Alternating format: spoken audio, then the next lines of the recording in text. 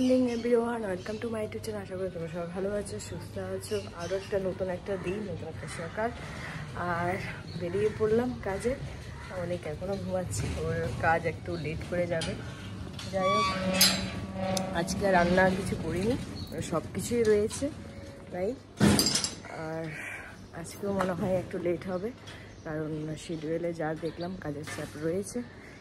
চলো আজকে সারাদিন কী কী হয়েছে সব কিছু দেখতে থাকো, স্কিপ না করে আজকের দিনটাকে দারুণভাবে শুরু করছি। Tata.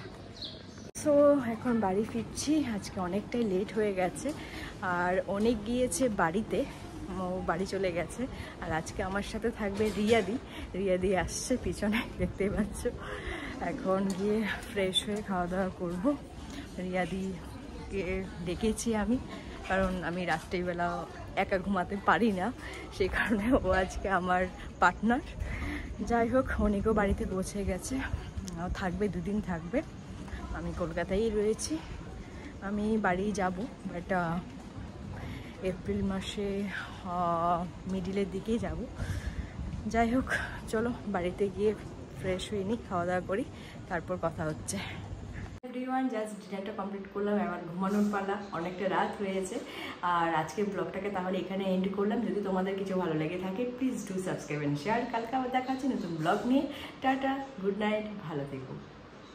Morning everyone, welcome to my YouTube channel. আশা করি তোমরা সবাই ভালো আছে, সুস্থ আছে। আজকে গুড মর্নিংটা রান্নাঘর থেকে শুরু করছি, আর আমি করছি রান্না। আজকে তো শনিবার, নিরামিষ, তো তাই আমি ভাবলাম যে আজকে খিচুড়িটাই করি, শর্টকাট আছে। আর ঘরে অনেক কিছু কাজ রয়েছে, সেগুলো কমপ্লিট করতে হবে। আর আজকে সারাদিন কী কী হচ্ছে সব কিছু দেখতে থাকো, স্কিপ না করে। আজকের দিনটাকে দারুণভাবে শুরু করছি। টাটা। আমি এখন ডালটা একটু ভেজে নিচ্ছি, তারপর আস্তে আস্তে রান্নায় অনেক কিছু অ্যাড করব খিচুড়িতে, তোমরা দেখো। আমি দিয়েছি আদা বাটা, দিয়েছি এলাচ, দিয়েছি দারচিনি, দিয়েছি আর একটু পাঁচফোড়ন দিয়েছি। এবার আমি চালটা অ্যাড করব। চালটা আমি দিয়েছি, এবার এটা ভালো করে ম্যাশ করতে হবে।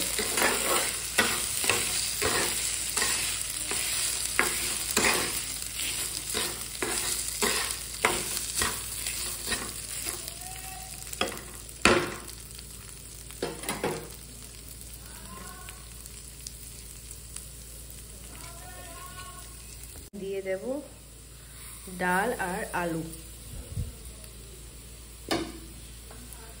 তারপর দিচ্ছি নুন স্বাদ অনুসারে,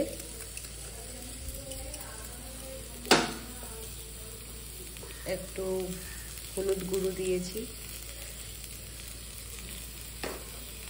আর একটুখানি গরম মশলা গুঁড়ো দিয়ে দিলাম, আর 4টে কাঁচা লঙ্কা। আমি এটা ভালো করে ম্যাশ করে গরম জল দেব।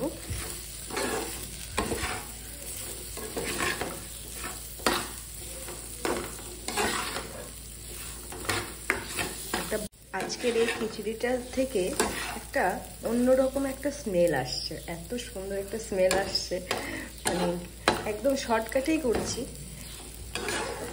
আমি কোনো ঘি ইউজ করিনি, নর্মাল সাদা তেলেই করছি। তারপরে এই একটা ভালো স্মেল আসছে।